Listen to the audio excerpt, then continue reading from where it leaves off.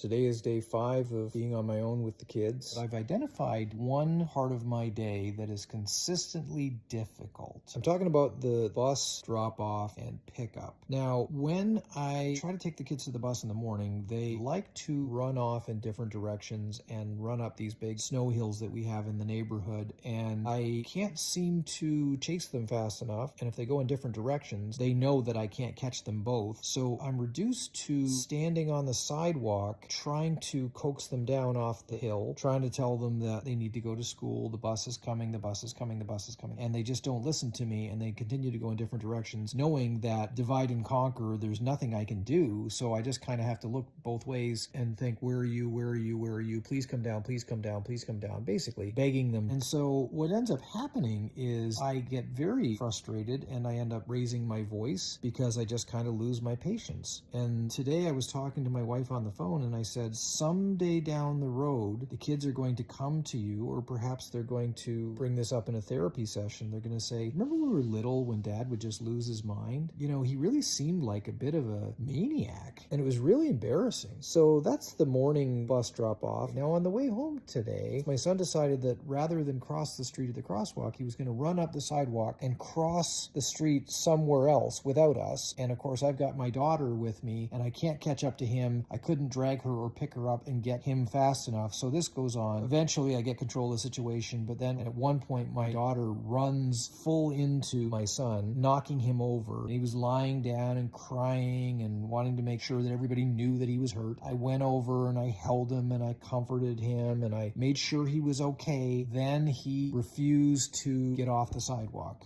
And I tried to pick him up and he refused. And I knew he wasn't hurt. I knew he was okay. This was just some sort of a point he needed to make. So for a moment or two, I let him lie there on the sidewalk.